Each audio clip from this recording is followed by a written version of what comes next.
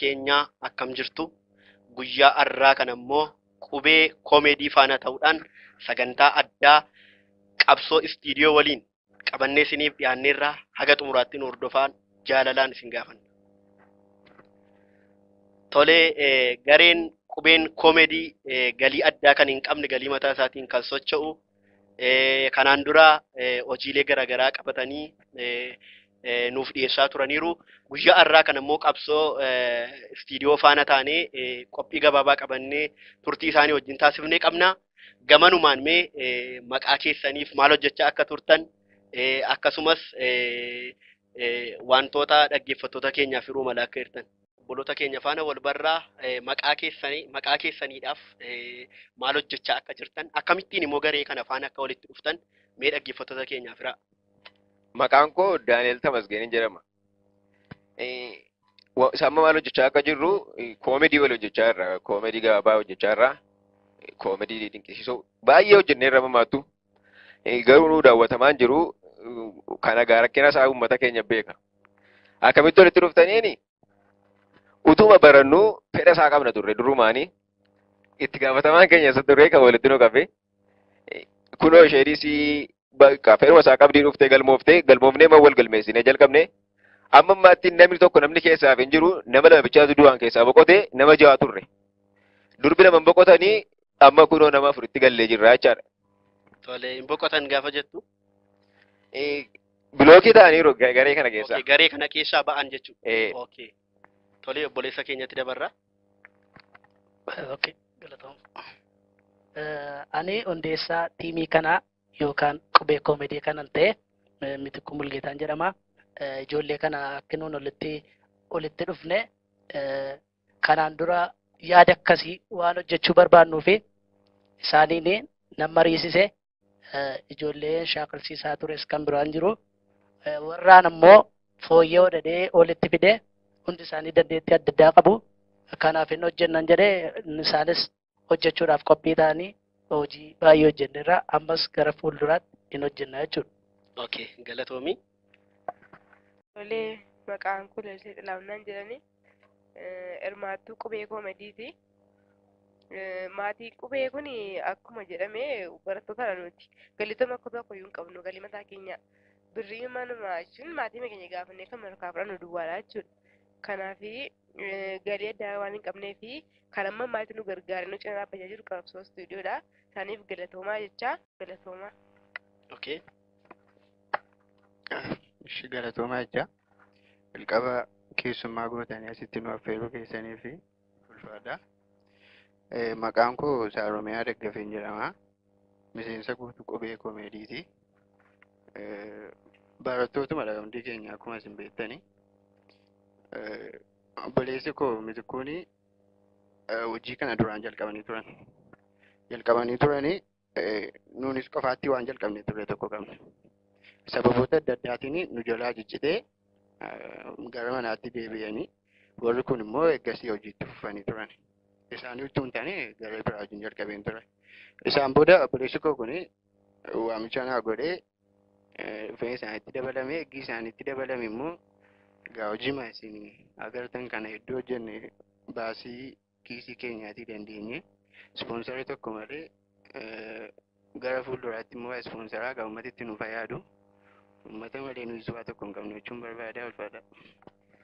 Tolee gareen qubeen koomedii akkuma dubbatanii deeggarsa biraa kan hin qabne baasii mataa isaaniitiin socho'aa kan jiran gara fuula duraatti immoo deeggarsa yoo arganne yookaas tumsa yoo arganne hojii kana caaluun hojjannaa aartii Oromoo hin guddifna jedhanii dhaamsa isaanii dabarfataa jiru.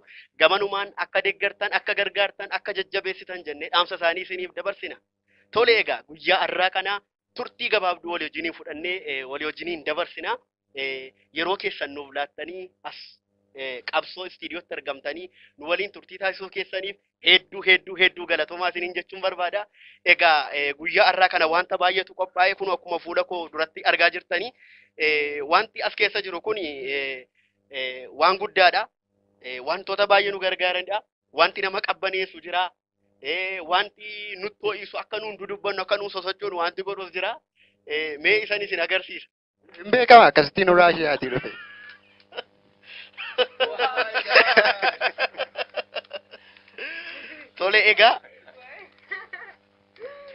Tole egaa yoo mangoo barbaaddan yoo qaaraa barbaaddan kunoo dhukkuba koronaadhaaf kan nama gargaaran qaaraan illee hin jira shunkurtii minna jilimbilli jira qullubbii adiin illee jira egaa bakka firii ta'aatii nu wajjiniin dabarsaa jechuun barbaada.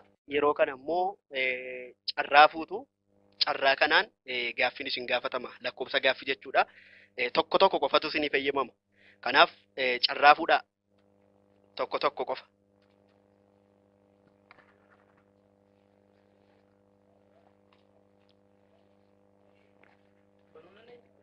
Tole saaqaa carraa keessan banaa jechuudha. Ilaallattanii okay isumaan itti fuftu moo wal jijjiirtu? Wal qayyaruu laa nan shakke kan koon suraadde nan qayyara. Nama gedderatu eenyu jijjiirrachuu fedha? Lakkoofsa bareedaadha lakkoofsichi. Baay'ee Itoophiyaadhaaf rakkisaa kan nan fudha kan Tole egaa nama siif jijjiiruudhaaf obboleessa koo waan sii godhuun qabu. Ani malee lakkoofsicha hin jaallanne. Okay. Lakkoofsicha waan jibbisiis. Egaa deebisuu dandeessa ta'a tariiti. Beekamu. Kanaafi gaaffii makee hordoofi homaa rakkoo tokko hin qabu. Si umarraan jalqaba. Mee lakkoofsi kee meeqa? 11. Okay. Gaaffii lakkoofsa 11 akkas jedha. Gaaffii lakkoofsa 11 biyya alaa deemtee namoota ati hin beekneen yookiis namoota si hin beekneen simatamtee afaan isaanii hin beektu maalummaa isaanii hin beektu si fudhatanii galanii wajjin galtee mana isaanii galtee nyaattee dhuddee gaafa mana poolii dhaquuf gaafa jettu akkamittiin ibsita akkamitti gaafatta? Mana pooliin naqaa yookaas immoo mana fincaaniin adeema jettee ibsachuudhaaf akkamittiin ibsitaaf afaan isaanii hin beektu akka itti himattu hin qabdu akkamitti ibsitaamme? Kan isaanii hin beeku yoo ta'e kan koon beekanii. Jechuun atis kan isaanii hin beektu isaanis kan kee hin beekani. Amma situ rakkate kan isaanii miti. Isaan sitti himachuutu hin taane ati rakkoo kee akkamitti ibsitaaf? Ofumaan hin beesokka. Tole dhaggeeffattoota keenya. Mee eessa deemtaa? Hin beektu mana fincaanii. Jechuun mooraa sana hin beektu maalummaa amala mana maatii sana hin beektu. Kutaan ciisichaa yoo eessa akka ta'e lafti itti shaaworii seenan eessa akka ta'e hin beektu.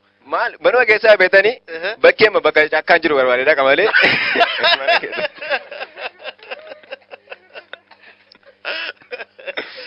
Tole lafuma lafuura itti fudhadhuun gibbii sana keessaa yookaan mooraa sana keessaa beetanii barbaadadha jechuu barbaadde. Murteessaan furamuudha.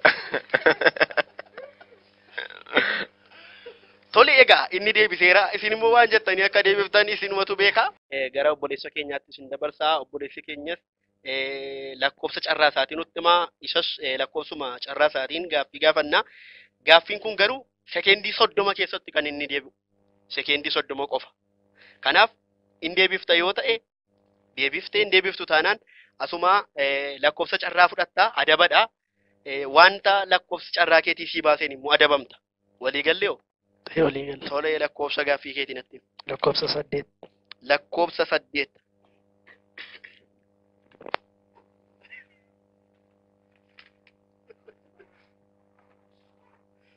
Carraan lakkoofsa 8 gaaffiin kee akkas jedha hayaataan na dhaggeeffadhu. Shakkitoonni shakkamtoota shakkiidhaan isaan ta'u shakkinaan shakkamtoonni shakkitoonni shakkiidhaan akka isaan shakkan shakkanii shakkitoota shakkiidhaan shakkanii dhokatan jedha. Gaaffii kana akka qayyabbattuuf sekeendii 40 hanga daqiiqaa tokko siin kenna. Qayyabbadhu. Gaaffii salphaadha.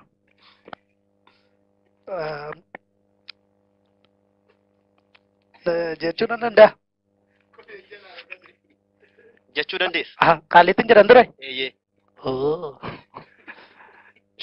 Shakkamtoota shakkii, shakkamtoota shakkii, shakkamtoota shakkii, shakkamtoota naannoo shakkii.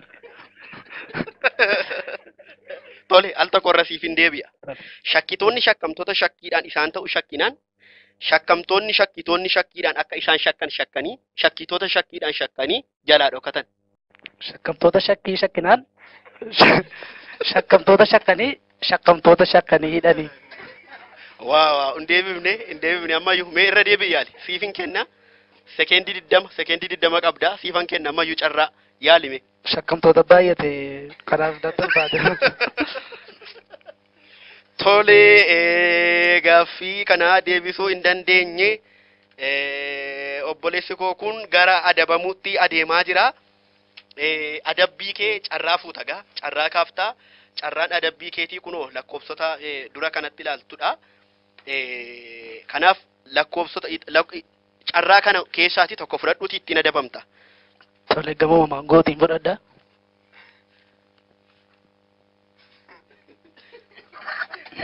Jijimbila tokko jedha.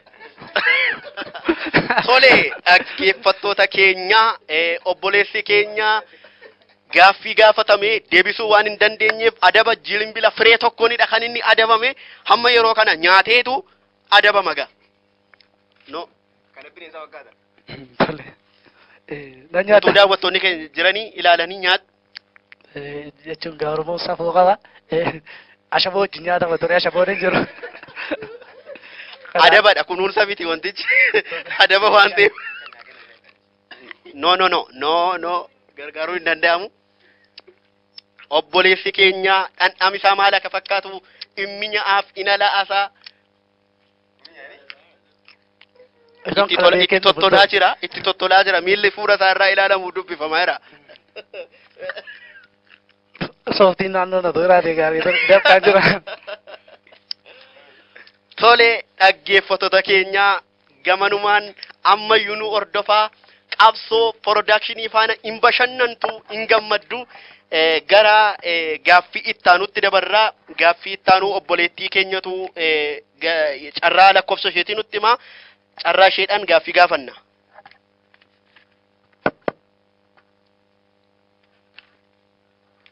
Lakkoofsa tokko. Gaaffii lakkoofsa tokko. Tole gaaffii lakkoofsa tokko akkas jedha. Afaan Oromoon ala qooqa barbaaddeen ani hundeessaaf hoogganaa qubee koomeediiti jedhi daawwattoota keenyatti. Loqoda afaan Oromoon ala qooqa barbaaddeen dhaggeeffattoota keenyaan ani hundeessaaf hoogganaa qubee koomeediiti jedhiiti dhaggeeffattoota keenyatti.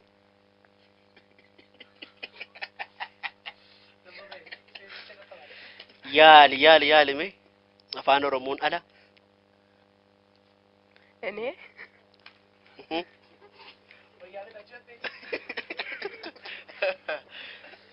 Ani qubee koomeed.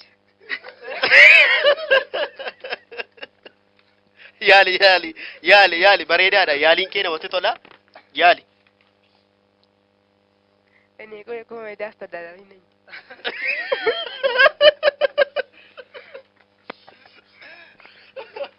Yaali hin arganne. Mee irra deebii yaali. Ingiliffaan ifuu dandeessaa. Afaan barbaaddeen. Sekendii 10 qabda. Sekendii 10 kan si hafe. Sekendii 10 gidduutti deebisuu qabda. Si eegaa jirra. Simbirroon afaan qabdi yoo. Eenyu faana haasofte beekti simbirroon.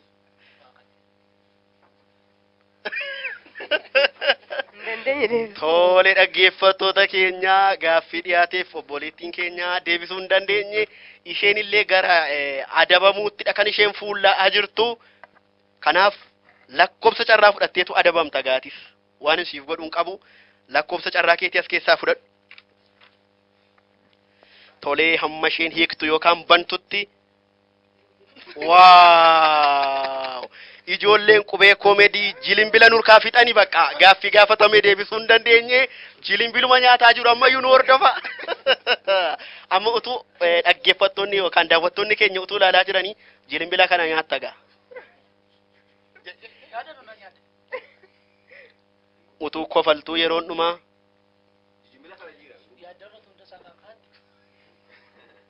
Jilimbila kana aadaa isaa qabdi fakkaata qaata of harkaa fitti obboleettiin keenya. Jajjabaachuu qabda gaa jajjabaadhu. Obboleessi keenya iyyuu osooma harquutii kan inni harka isaarraa fixee. Daawwattoota keenya wantoonni fuula keenya dura jirtan kun argaa jirtu. Wantoonni nama qabbaneessan illee jiru garuu ijoolleen jilimbila didanii filataa jiru. Maaf akka isaan jilimbila kana jaallatanii gaa isaanumaaf dhiibna. Gara gaaffii ittaanutti dabarraa obboleessa kottan darbame lakkoofsa carraa keenatti himatta. Gaaffii lakkoofsa meeqadha? 12. Lakkoofsa 12. Aasaa nama kofalchiisu. Aasaa iti nu kofalchiisi. Waan barbaadde kolfuu barbaadna yeroo kana. Waan barbaadde aasaa iti yeroo kana nu kofal. Bara 2023 fakkaata. United Arab deemeen ture. Biyya sanatti gurbaa ta'e tokko jira. Mucaa naannoo kaabaati. Achitti armeen isaa waan qabdu turte. Armeen isaa sun waan qabduyyuu yeroo hundumaa shiroo nyaachuun isa nuffisiise. Isaan booda armeen isaa sun immoo barnoota hin qabani beektu. Warra kaabaa kun barnoota hin qabani. Gaafa barbaadan Oromoota asii gadi jiguu malee hin qabani. Egaa loluun immoo silas hojii gowwaadha. Isa armee isaa sana akka isheen ittoo sana jijjiirtuu fi armee shiroonii vaayirasii HIV karaa daddarbu ta'ee jedheen. Innaan armeen isaa baay'ee dhiphatte maallaqa gaawwan of harkaa hin qabnee fi innaa yeroo sana isheen immoo yeroo hundumaa shiroo inni waan nyaatuuf waan hin dhufee fi ishees deebii waan dhabdee fi gaafa nyaattu koondoomiidhaan fayyadami kaattiin jettee.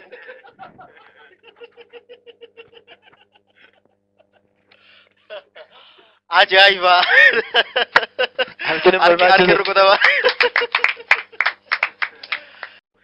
Yeroo lammataa ammas carraa lakkoofsaa gaaffii fudhattu. Carraa lakkoofsaa ammas fudhattu.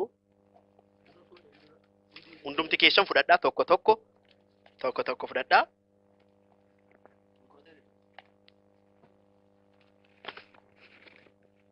Tolee, obboloonni keenya carraa lakkoofsaa fudhataniiru ammayyuu itti fufaa jirra gaaffii. Mee alana immoo kallattii kanaanan jalqabaa. Mee carraa lakkoofsa gaaffii keetii natti himattaa? Lakkoofsa 6. Lakkoofsa 6. Lakkoofsi 6. Gaaffii salphaadha. Akkas jedha. Nama gurri isaa hin dhageenye jaallattee, sin jaalladhee sin fuudha yoo jechuu barbaadde akkamitti itti himta? Mallattoodhaan.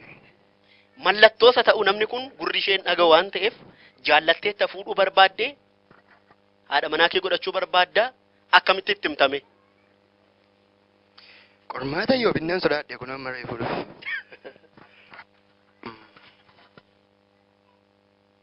Akkamiin jira amma? Garuu hin jaallatte fuudhuu immoo barbaadde. Waan jira akka.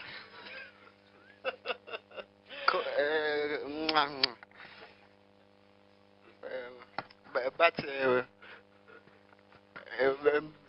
suufii midhaanii jira isatti agarsiise isheedhaaf immoo uffata isaan uffatan jedhani gaafa waan qorroba wayii fakkaatanii asii gabeelloo wayii uffatan isatti agarsiise waan jedha yoo dhuguma lammii fettee naa gaddite na duukaa galti. Kana akshiniidhaan itti agarsiiftamoo isheen wal dhageessu? Mee yeroo agarsiiftu maalittiin jetta? Maqaa karaa cufee fakkeenyaaf isheen suuqiisa ta'uu mana barnootaas ta'uu cherchiisa ta'uu yoo isheen galtitee karaatti achi ba'ee jedha suufii koffadhe beelloo kootti agarsiise nageessu waan ta'eef isa sana yoo agarte kan agadduu dandeessidha. Iddoo beelloon hin jirre yookaas uffati cidhaa hin jirrettu akkam goota? Taa'i iddoo uffati cidhaa hin jirretti. Nama teessisu gaaffichi. Innuma obsama malee nama teessisu. Iddoo uffati cidhaa hin jirretti yoo sitti dhufe namni kun akkamitti ibsitaaf? Nan takkasaqa. Tolee, kunillee deebii hin taane deebiis hin ta'u. Meegaa mangootti akkasitti naalaadhaa dadhabeera. Tolee, dhaggeeffattoota keenya karaa ittiin miira isaa ibsatu amma danda'etti nu tuttuquu yaaleera. deebii isaa isinumaa finni isaa gaaffii obboloota keenya gaafatamaa jiran kallattiimaan qabsoo production chaanaalii jalatti yoo deebiftan namni dursee deebisee badhaasa kaardii abbaa 50 qaba. Kanaaf gaaffii hin deebine yoo jiraate kallattiimaanii koomentii jalatti yookaan lafa yaadaatti cuqaaftaniitu deebii isaa laattu gamanumaan isinis akka badhaaftan afeeramtaniittu. Tole gaaffii ittaanutti dabarra gara obboleettii keenyaatti dabarra. Gaaffii gara obboleettii keenyaatti dabarra lakkoofsa carraashii nutti himtee. Lakkoofsa 3. Lakkoofsa 3 akkas jedha. Hin kaadagaa waan siif godhuun qabu kaatee fuula keenya dura kan itti dhaabbattu. Gaaffiin kee akkas jedha. Yaalii karameellaa fudhachuu jedha. Nama tokko kaafattaa. Obbolootuma kana keessa jiran kana keessaati nama tokko kaafadhu. Okay, obboleessa na cina jiru kana filatteetti kai obboleessa koo gaaffiin kee yaalii karameellaa fudhachuu jedha. Gaaffichi kan obboleettii keenyaati haa ta'uti garuu obboleessa kanaan na gargaari jetteetti yeroo kana caafii kirrii qabattanii jirtanii ilkaaniin qabdu kirrii kana harkaan qabuun hin danda'amu. Handhuura kirrii kana gidduu jiru namni adeemee qaqqabee hin fudhanne garuu hin adabamaa jechuudha. Lakkoofsa adaba yookaan carraa adabaa isaatii fudhata jechuudha. Tokko harkaan qabuun hin danda'amu. Namni tokko harkaan akka hin qabne lamaan keessan keessa ilkaanumaan qabdu tokko lama sadii.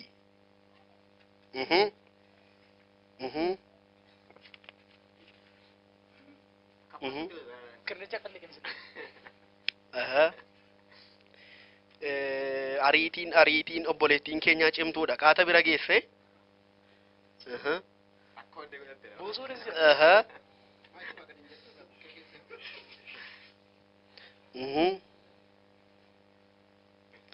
Qaata buraan ba'e gurbaan.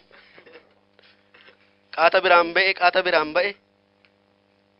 Egaa namni adabamu abdii kutachaa jira fakkaata. Miiratti dhaga'amaa jiru ani hin beeku. Isaan lamaan keessaa miirri garaagaraan dhaga'amaa jira. Inni tokko duran biraan ba'ee adaba olee jedhaa jira. Dura biraan ba'anii karameellaa qaata afaan keessa galfatanii way qaata fuudhe gurbaan karameellaa qaata afaan keessa buuse. Sittin kennu jedhaa jirti obboleettiin keenya immoo sittin kennu karameellaan kun kanuma koo ta'uu qaba jedhaa jirti. Harkaan hin danda'amu adaba keessa seenta harkaan hin qabin.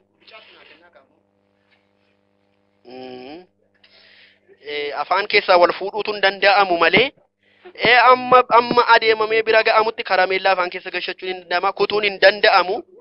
Kutuun hin danda'amu. Obboleettiin keenya garuu diddeetu kuttee akka ittumaan nyaattee fituu qabda karameellaa kana erga harkaa butattee karameellaa kana otoo harka keetiin hin qabin. Egaa erga harkaa butattee kolfuun hin danda'amu. Daawwattoonni keenya sitti kolfin. Sitti kolfu daawwattooti keenya kan kofallee harkaan qabuu hin danda'amu.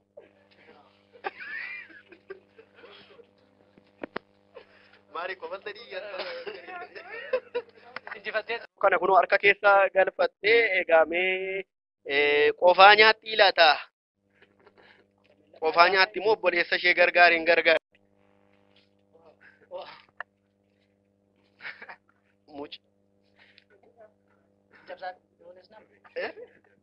Egaa nuun cabsiifsiin hin jennu ati cabsuufii dandeessaa?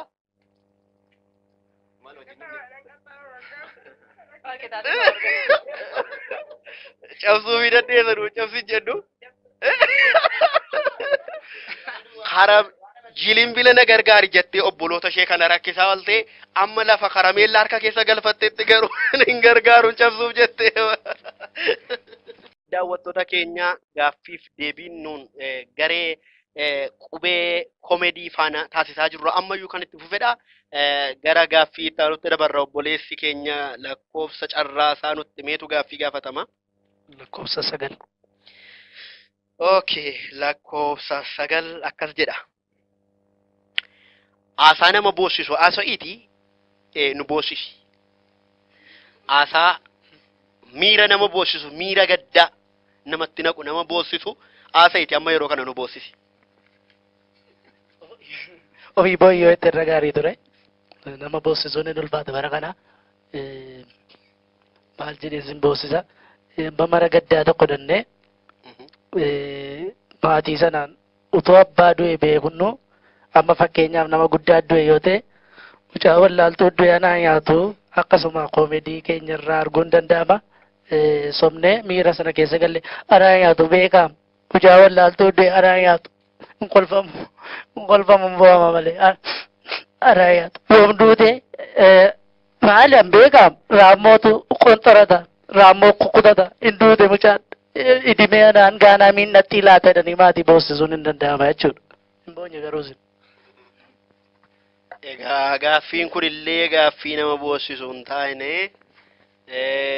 mee carraasiin kenna wanta miira namaatti bu'u nama boosisu haasaa nama boosisu waan barbaadde fayyadamtee nu boosisuu dandeessa. Tole amma fakkeenyaaf madaa qaba yoo ta'e namni tokko adventistii dhaqee ciisaadha inni hospitaala dhaqee madaa isaatti boba'ee boosisuu nan danda'a.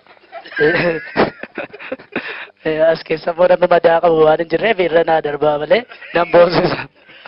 Nama madaa qabu as keessa waan hin jirreef hin bu'an jechuu barbaade. Malee lafa rakkina isaatiitti bubuun hin danda'ama jechuudha. Tole gaaffii keenya hin deebifne deebiseera jechuu hin dandeenye. Sababiin isaa basaggoonema kolfaa turre akkuma sila kolfaa turretti. Kanaaf obboleessa koo gara adabaatti deemaa jirta. Adabi kun sirra marmaarte.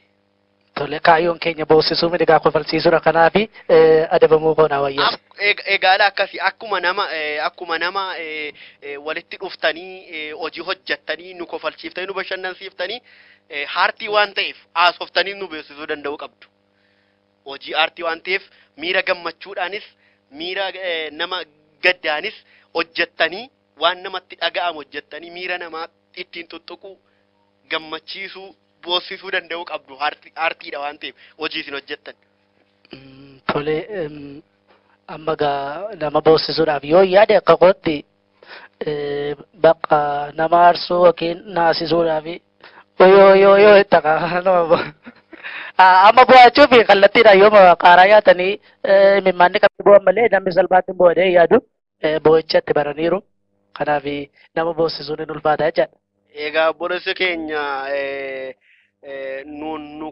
nu boosisi jennee nu kofalchiisaa jira. Waa'ee qaaraa faa nutti haasa'aa jira. Qaaraa fudhachuu nafu qaaraadhaan adabamuu nafu. Egaa gara lakkoofsa adabaa fudhachuutti deemaa jira. Lakkoofsa adabaa kana jiru keessaati tokko fudhatta. Mamma haadhee mangoo fuudhuun qaba. Mangooma ta'u. Tumne jijimbila. Jilimbila kana baay'ee jaallata. Silas jilimbila harka guutuu tokko fixee. Naan fuudhin. Egaa mi'a fudhatu. Jilimbila fudhatu. Jilimbila fudhatu mee. Dhimma yankoo qaaraatti dabaltee adda fakkattu fuudhee fi hin galaaf. Hin danda'amu daawwattoonni keenya ilaalaa jiranii ta'e jilimbila kana kan nyaattu. Tole gatiin jijimbilaa wallaggallee irratti waan dabalee fakkaatu. Maal godhan wal gargaarree ma nyaanna kan. Yoo jechuun adda nama mangoo argachuu nan danda'a waan ta'eef qoodda. Yeroon badaa jira. Egaa waan sii goonuu hin qabnu obboleessa koo akkuma argaa jirtan daawwattoota keenya obboleessi keenya ammas yeroo lammaffaatiif gaaffii gaafatame deebisuu waan dadhabeef jilimbila kana nyaataa jira. Gara obboleessa keenyaatti dabarra gaaffii itti aanu mee nutti himatu lakkoofsa gaaffii isaati. Kan koo hangafumaa silaa lakkoofsa 13. Lakkoofsa 13. Obboleessa koo gaaffii salphaadha kan siif ba'e. Gaaffiin lakkoofsa 13 akkana jedha. Kibriita yookaan irraa ibidda ittiin qabsiifannu jechuudha. Kibriita harka tokkoon bobeessuun shaamaatti qabsiisi jedha. Harka tokko qofa.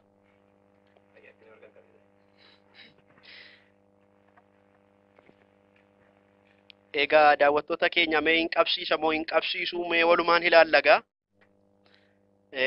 Hamma yeroo kana qabsiisuu fi kan inni tottolfataa jiru. itti facaasa. Eh, Cika. Birasitti yaaltoon.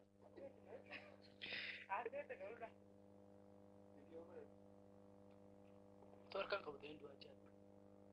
Mee mee ilaalaa hin qabsiisa moo hin qabsiisu laata? Waa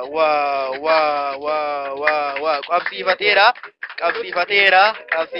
harka waaw obboleessi kun dideetu adaba jalaati kan inni miliqaa jiru in adabamu warraa adaba malee galuun qaba jedha dhaggeeffattoota keenya turtii garee qubee koomedii faana taasisaa jirru hammayyuu hin xumurre lakkoobsa gaaffiidha kan isaan fudhatan carraa lakkoobsaa fudhatu kunoo fuula koo dura jira tokko fudhadha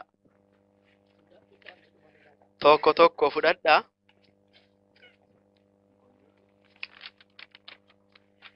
ayyee dhaggeeffattoota keenya ammayyuu nu hordofaa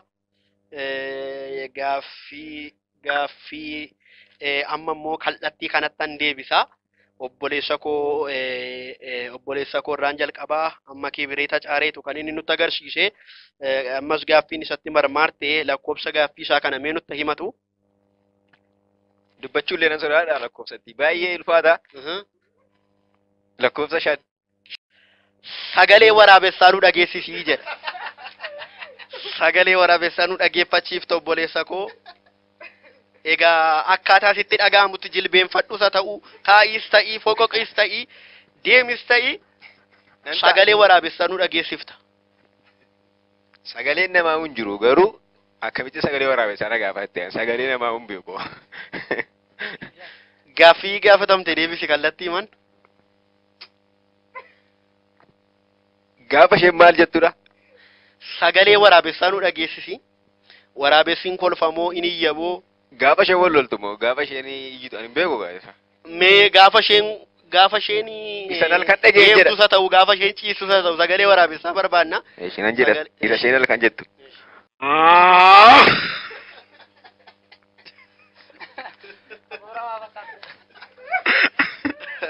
Hin dhaga'amne mee tokkotti dabali nu dhageessisi.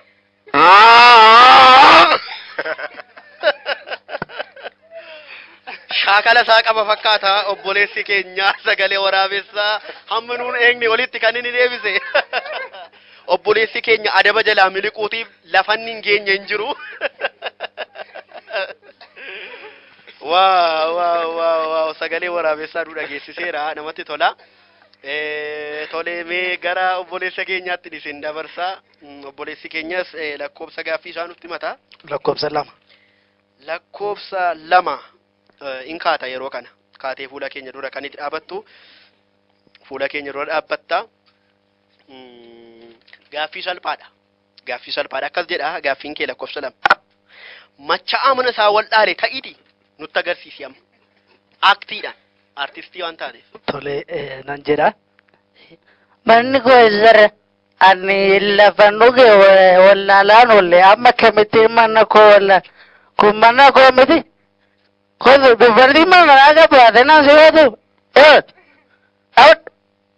Manni machaan kabaja qabu biyyarratti. Kot ani ko beemanis maal doosin fide.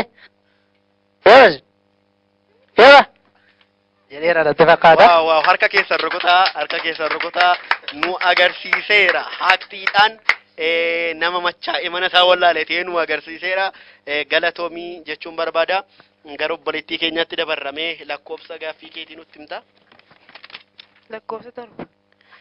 Lakkoobsa 7. Bakka loon itti qalanii qeeraa yoo jedhame bakki harreetti qalamtu maal jedhama?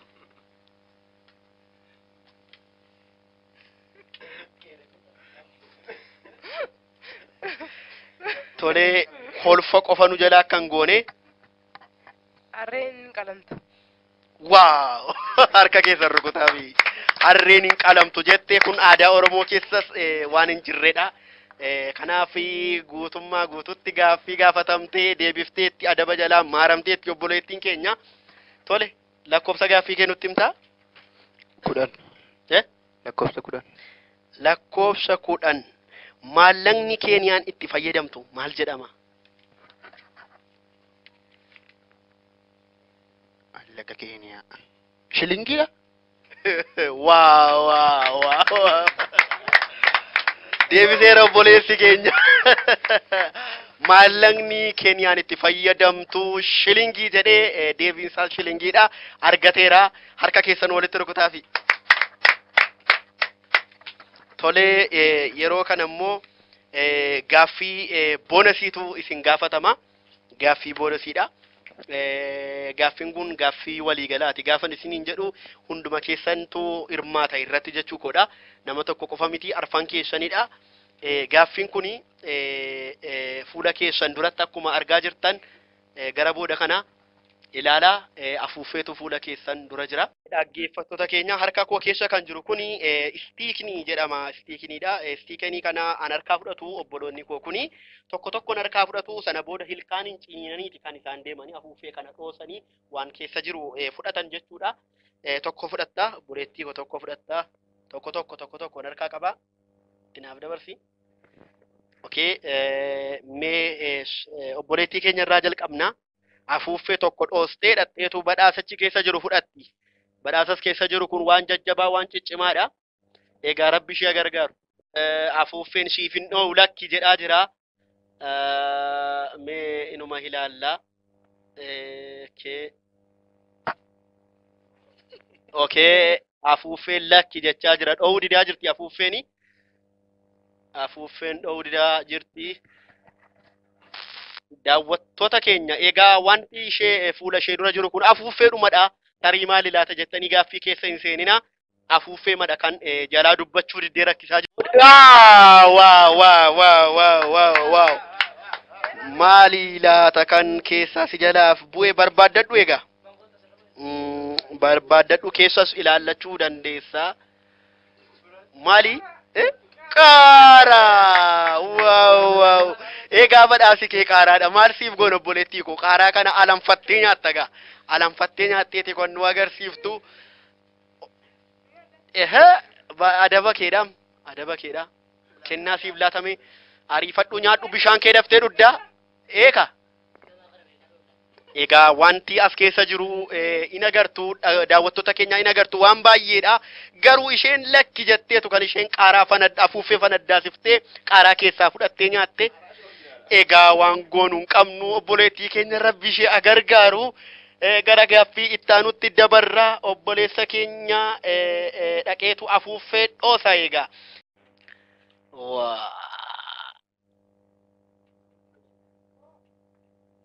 Obboleessi keenya yaalii afuuffee dhoosuu irra jira.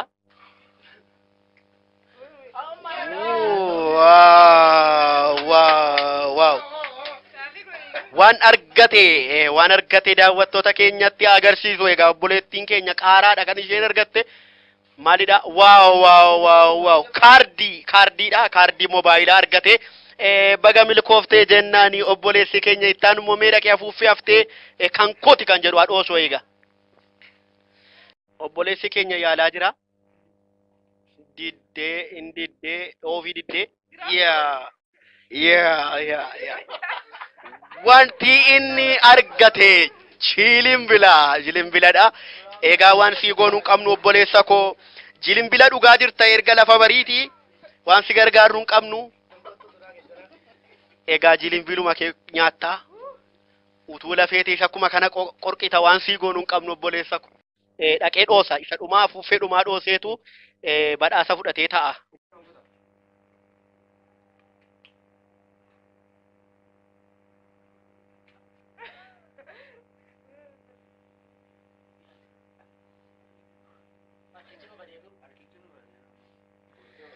Tolee obboleessi keenya afuuffee dhoosuudhaaf yaalii godhaara. Waaw.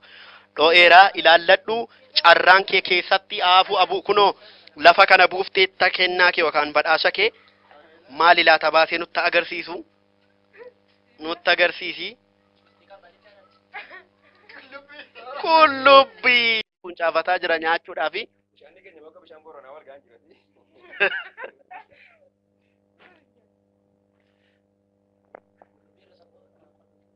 Egaa taa'ima nyaadhu hin kufta.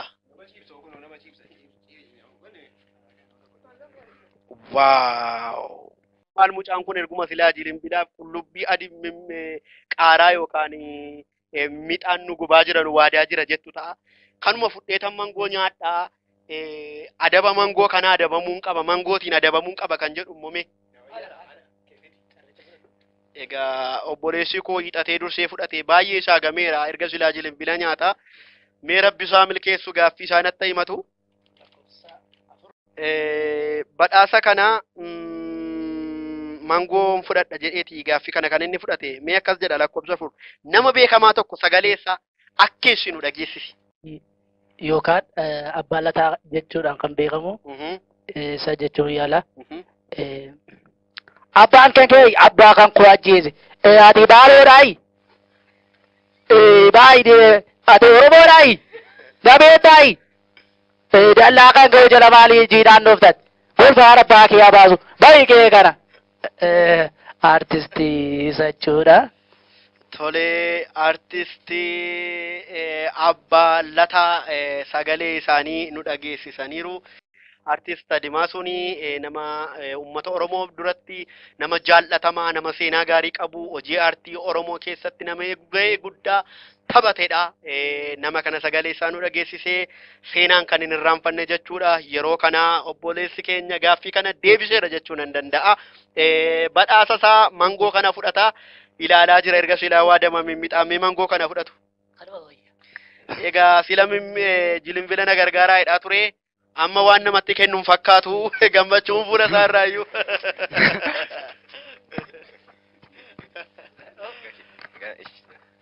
Egaa nyaataa jira egaa obboleessi keenya nyaataa jira. Obboleessi keenya illee shan nyaataa miti tokkuma nyaataara. Gara xumuraatti fidaa jirra daawwattoota keenya yeroo kana isinis gartuu qubee koomedii yeroo kana mudannoo hojii keessatti ta'u yeroo waraabbiis haa ta'u mudannoo isin mudate tokko tokko hundumti keessan yeroo kana daawwattoota keenya nutti himtu obboleessa koorraa jalqabaa mee mudannoo shaakala keessatti ta'u yeroo waraabbii haa ta'u utuu hojii kana hojjechuudhaaf karaa deemtanii haa ta'u kamiin iyyuu haa ta'u hojii kana keessattis haa ta'u hojii aartii kana keessa ta'u mee mudannoodha kan jettu mudannoo tokko dhaggeeffattootaaf daawwattoota keenyatti himtee. Jalqaba nuun hojjenne keessa feetorii kan jedhu yeroo shaakalaa turre nama 5 taane utuu shaakalaa iddoo wacin jirre iddoo qilleensi qabbanaa jiru utuu deemnu isa nuun mi'a keenya feestaalii keellootti godhannee deemnu waan mana gaddaadhaan nutti fakkaate hanga nuuni lafa nuun itti shaakallu sana geenyutti caccabaa utuu nuun hariinu caccabaa dhufanii eeggeechi ga'anii akka nuuni uffata ciccitaa sanaa boottii warra seeftineetti fakkaatu sanaa amma nuun isa uffannutti illee nuun amanne eeggi nuun isa uffannee inni dhumarratti aaruudhaani nu keessaallee nama tokko lubbuu isaa galaafatanii oolanii haadhan qaaquu dhagaadhaanii iddoo ta'e irra rukutan asittiin dubbadhu iddoo ta'e irra dhaanaan dhagaadhaan haadhan qaaquu nutti haaran jechuudha.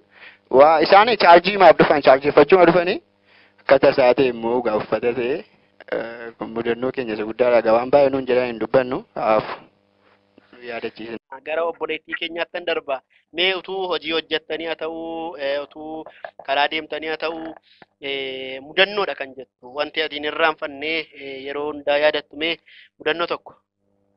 Tolee akkuma inni dura jedhee koomedii duraan shaakalaa ture tokko jira feetorii kan jedhamu jira jalqaba nama 5 jalqabne akkuma inni jedhee jechuudha. Waraabbiin borii jettee mucaan hojii shaakalaa tokko waraabbiin borii jettee har'aa nama kan buufadhaan hin jiru.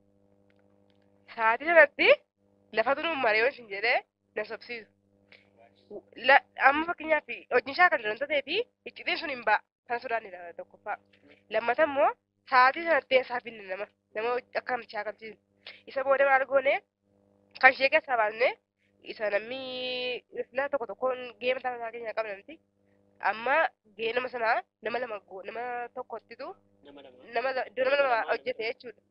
Boontoo obboleettii keenya boontoo jedhamti isheen iddoo ishee fi iddoo mataa isheetii buutee hojjettee jechuudha. Tole mudannoo ani qabna jedhee yaadoo akkuma waliigalaatti horii jechuun tiraanspoortii nu barbaachisannee birrii tokko kiisiidhaa waan hin qabneef ijoolleedhaan immoo fidaa jechuu waan natti toluu dideef maalin godhaa indaaqqoon qaban ture lukkuusa jennu jechuudha. Lukkuu kana fuudheen isaan lamaaniin hin bareedde dura jechuudha. Lukkuu kanatti tikeetti kochisiifnaa jedhee yaade. Isheedhanii isaanis fudhatanii gaafa tikeetti kochisiifneennu lukkuun tokko ani gaa birrii isaa booduma keessaa shallagee baafadheen murteesse jechuudha. Bu'aa isaa immoo isaaniif hin kennaa jedheen murteesse. Maaltu ta'a? Tikeetii kana birrii 15 gaafa jalqabnu tikeetiin gara 40 wayii duwwaa dhume 45 waan akkasii dhume. Gaafa dhumu maal goonaa tikeetii baay'inaa waan hafeefi buusuun yoo buufne bu'aa keenya isa jennu sanayyuu ganzabayyuu argachuu waan dadhabneefi maal goonaa tikeetii sana isaafee anaaf inni hundoosaatti mari'anne jechuudha. Tikeetii isaafee maqaa qubee koomedii yookaan waldaa colliis jira. Waldaa colliifis tikeetii tokko kunneerra isa kaan maqaa saarumiyaa maqaa lalisee fi maqaa daanii mitikkuudhaan dhossaatti kunne jechuudha. Gaafa kunnu tikeetii kana mana puulii tokkotti buufne gaafa mana puuliitti buufnu maqaa namoota garaagaraa fayyadamne kana caaluu kan itti hiikaa baqqalaafaa juwaarfaa waanuma adda addaa fayyadamne jechuudha maqaa babarreessine akka waan isaan kutatanitti.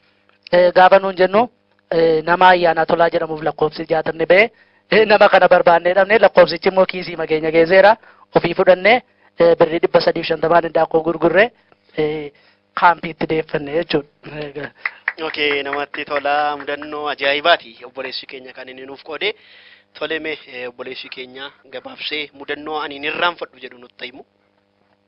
Mudannoo ani hin irraanfanne keessaa mudannoon baay'eedha garuu namoota baay'ee taasaa waa'ee ispoonsara kanaa ispoonsara gaafadhaa namni shiisinii jedha jedhee ispoonsara gaggaafadhaa nu jedhu dhannee bakka namoota gaggaafatan naannee kaane mana sooressa tokko dhannee ilaani tokko birrii 50 fuudhee nu kenne. Isa ijoolleedha kan nu kenne qabeenyaa moo badaan qabu mucaa wallaalaatu birrii 50 nu kenne. Tokko suuqii qabaa birrii 20 nu kenne. Kanaan booddee ammas mana sooressa dhannee nu bukkee dhaqaarru. Sooressa bukkee dhannee gaafa nu asii dhannee amma dandeessan nu gargaara hojii akkas akka takkatee hojjechaa jirra gaafa nu jennu maan hojii maalee naan hojii akka takkatee gadi ganda kan hojjechaa irraa inni. Gandaa dhufanii nu qoru asii dhuftanii nu qortu deemaa dhamaati karaa kanaa koo miti agalagalee. Namichi waaqayyo dhiifamaa garuu ittiin jedhanii illee dhufanne garuu kun baay'ee sammuu koo natu keera nuun garuu dhiifne isa chaabdii kutannee ittiin jirra. Isaan mas gara fuulduratti immoo dhiifnu yoo madhabne yoo liqeeffannee mallee baankii banannee gaafatannee jechaa irraa mana baba tokko qabsiisnee birrii fuunaa jechaa irraa lenniisnu. Mudannoon koo kanadha galatooma. Waaw namatti tola baay'ee galatooma gartuu qubee koomedii baay'ee isin galateeffannaa. Qabsoo istiidiyoo yookaan qabsoo piroodakshinii bakka bu'ee baay'een isin galateeffadhaa guddaa galatoomaa yeroo keessan nu laattanii aarsaa gootanii yeroo kana gaaffiif deebiin wajjiniin gochuu keessaniitiif baay'ee galatoomaa jechuun barbaada. Egaan dhaggeeffattoota keenyaa qophiinnoon turtii garee qubee koomedii faana taasifnee kana fakkaata.